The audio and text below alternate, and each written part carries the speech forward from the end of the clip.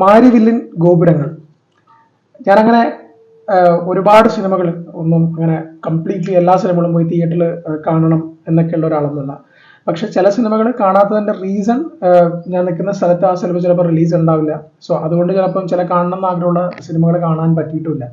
So ഈ മാരിവില്ലിൻ ഗോപുരങ്ങൾ actually വന്നിട്ട് trailer കണ്ടപ്പോൾ മുതൽ കാണാനൊരു ആഗ്രഹം ഉണ്ടായിരുന്നു എനിക്ക്. കാരണം ഒരു ഫീൽ ഗുഡ് സിനിമയായിരിക്കും എന്ന് വിചാരിച്ചിട്ടുണ്ടായിരുന്നു. സോ അതല്ലാണ്ട് വന്നിട്ട് ആ മാരിവില്ലിൻ ഗോപുരങ്ങൾ എന്നുള്ള ഒരു ടൈറ്റിൽ ആവും ചിലപ്പം എനിക്കത് കാണണം എന്ന് തോന്നും. ചില സിനിമകൾ നമുക്ക് അങ്ങനെ കാണണം എന്ന് തോന്നുമല്ലോ. സോ അങ്ങനെ തോന്നിയിട്ടുള്ള സിനിമയാണ്. വിഷുവിന് തന്നെ റിലീസ് ചെയ്യുമെന്ന് പറഞ്ഞാണ്. പിന്നെ കപ്പിൾ ഓഫ് റിലീസ് ഡേറ്റ്സ് വന്നു, അതൊക്കെ മാറ്റി. അതിനുശേഷം ഇന്നലെ റിലീസായിട്ടുണ്ട്.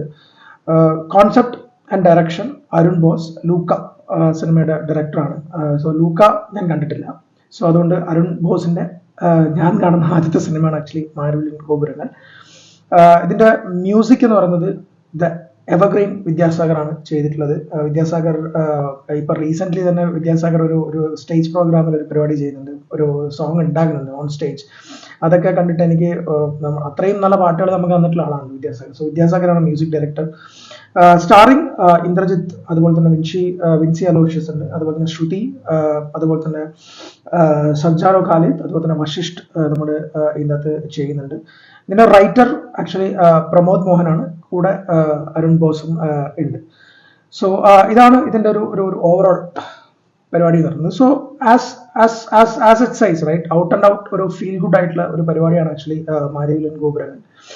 ഇന്ദ്രജിത്തും ശ്രുതിയും താമസിക്കുന്ന ഒരു ക്ലോസ്ഡ് സർക്കിളിലേക്ക് അവന്റെ അനിയനും അവന്റെ ഭാര്യയായിട്ടുള്ള വിൻസി അലോഷ്യസും വരികയും അവർ തമ്മിലുണ്ടാവുന്ന റിലേഷൻഷിപ്പും കാര്യങ്ങളൊക്കെയാണ് ആക്ച്വലി സിനിമ പറഞ്ഞു പോകുന്നത്. ഈ സിനിമ ഫീൽ ഗുഡ് ആയതുകൊണ്ട് തന്നെ ഈ സിനിമയിൽ പല സ്ഥലത്തും വന്നിട്ട് ഒരു ഓവർ ഫീൽ ഗുഡ് ഉണ്ടായിരുന്നു ആക്ച്വലി. അതായത് ഒരു സമയം കഴിഞ്ഞപ്പോൾ എന്ത് പ്രശ്നം ഉണ്ടായി കഴിഞ്ഞാലും ഇത് വലിയ പ്രശ്നമാവില്ല എന്നുള്ള രീതിയിലേക്ക് എനിക്ക് പേഴ്സണലി തോന്നിയിട്ടുണ്ടായി. കാരണം എല്ലാ പ്രശ്നങ്ങളും എന്തെങ്കിലും ഒരു പ്രശ്നമായിട്ട് വരും. അതായത് ഇന്ദ്രജിത്തിന്റെ അനിയനായിട്ടുള്ള ക്യാരക്ടറിന് ഒരുപാട് പ്രശ്നങ്ങൾ വരും. അത് ഭയങ്കരമായിട്ടുള്ള ഇഷ്യൂ ആണെന്ന് പറയുമ്പോൾ പണ്ട് ചെറുപ്പത്തിൽ ഉണ്ടായിട്ടുള്ള ഒരു പ്രശ്നമാണ്, അങ്ങനെയാണെന്ന് പറയും. അത് വലുതായ സമയത്തും അവനവന്റെ ഫോളോ ചെയ്യുന്നുണ്ട്, അത് ഭയങ്കരമായിട്ടുള്ള ഇഷ്യൂ ആകാൻ പോകുന്നുണ്ടെന്ന് പറയുന്ന സമയത്തേക്ക് അതും ഒരു ടോൺ ഡൗൺ ചെയ്യും. വിൻഷി അലോഷ്യസിന് വന്നിട്ട് പ്രഗ്നൻസി ഇഷ്യൂസ് ഉണ്ടാവും അങ്ങനെയൊക്കെ വിചാരിക്കും, പക്ഷെ അതും ടോൺ ഡൗൺ ആവും. ശ്രുതി രാമചന്ദ്രൻ കാർ ഡ്രൈവിങ്ങിന്റെ പ്രശ്നങ്ങൾ ഉണ്ടാവും, അതും നമ്മള് ഫീൽ ഗുഡ് ആണല്ലോ.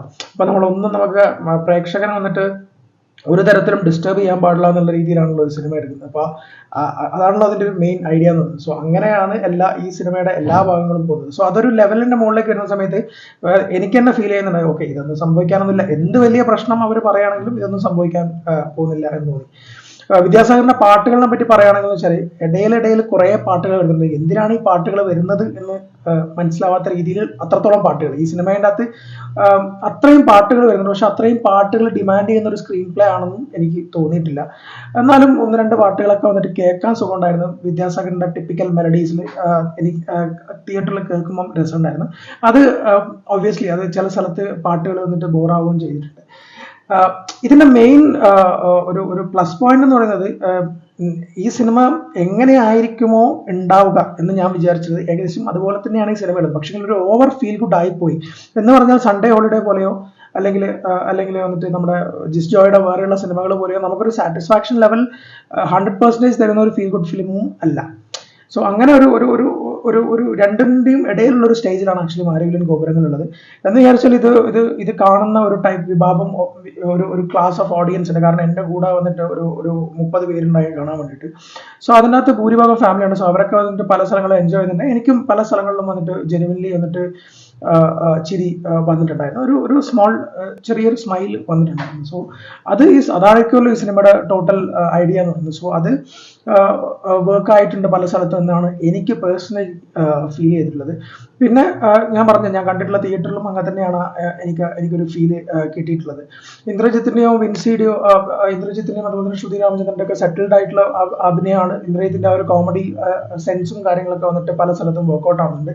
വശിഷ്ഠ് എന്ന് പറയുന്ന കുട്ടിയുടെ ഒരു ക്യാരക്ടർ അതും വളരെ നന്നായിട്ട് ചെയ്യാൻ വേണ്ടി പറ്റിയിട്ടുണ്ട്. പല പല രീതിയിലുള്ള ഇമോഷൻസ് കൊണ്ടുവരേണ്ട ഒരു ക്യാരക്ടർ ആയതുകൊണ്ട് തന്നെ അത് നന്നായിട്ട് ചെയ്യാൻ വേണ്ടിയിട്ട് പറ്റിയിട്ടുണ്ട്.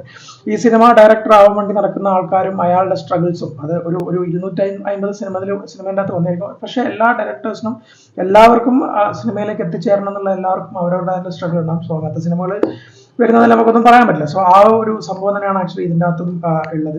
വിൻസി അലോസിയസ് ബേസിക്കലി എനിക്ക് ഈ ലൗഡ് ക്യാരക്ടേഴ്സ് ചെയ്യുന്ന സമയത്ത് കുറച്ച് ഓവർ ആക്കുന്ന പോലെ എനിക്ക് എപ്പോഴും തോന്നാറുണ്ട്, ലൗഡ് ആയിട്ടുള്ള ക്യാരക്ടേഴ്സ് ചെയ്യുന്നത്. അതേസമയം ആ ഒരു 100% ഓവർ ആക്ടിങ് ഇവിടെ ഇല്ലാത്തില്ലെങ്കിലും ചില സ്ഥലങ്ങളിൽ ഒരു 80% ഓവർ ആക്ടിങ് ഉള്ളതുപോലെ എനിക്ക് വിൻസി അലോസിയസിന് തോന്നിയിട്ടുണ്ട്. പല കാര്യങ്ങൾ പറയുമ്പോഴും അതൊരു ക്യൂട്ട്നെസ് വാരി വിതറുന്ന പോലെയൊക്കെ എനിക്ക് പേഴ്സണലി ഫീൽ ചെയ്തിട്ടുണ്ടായിരുന്നു. പക്ഷെ ആ ക്യാരക്ടർ അങ്ങനെയാണ്. ബട്ട് സ്റ്റിൽ അത് എനിക്ക് അത് ഓവർ ക്യൂട്ട്നെസ് വിൻസി ചെയ്യുന്നത് എനിക്ക് അത്ര ഒരു ഇതായിട്ട് തോന്നാറില്ല. ബട്ട് ആ ക്യാരക്ടർ കൊള്ളാം. ആ ക്യാരക്ടറിന്റെ ഒരു വൈബൊക്കെ പിടിച്ചിട്ട് പുള്ളിക്കാരി ചെയ്യാൻ വേണ്ടിയിട്ട് ശ്രമിച്ചിട്ടുണ്ട് മാരിവില്ലൻ ഗോപുരങ്ങളിൽ. ആകെ മൊത്തത്തിൽ മാരിവില്ലൻ ഗോപുരങ്ങൾ വന്നിട്ട് നമുക്ക് ഒരു ഫീൽ ഗുഡ് പരിപാടി കാണാൻ ആഗ്രഹമുള്ള ആൾക്കാർക്ക് പോയിട്ടിരുന്ന് കാണാൻ പറ്റുന്ന ഒരു സിനിമയായിട്ടാണ് എനിക്ക് പേഴ്സണലി ഫീൽ ചെയ്തത്. അതിൻ്റെ അകത്തുള്ള ഫ്ലോസും കാര്യങ്ങളൊക്കെ ഉണ്ട്.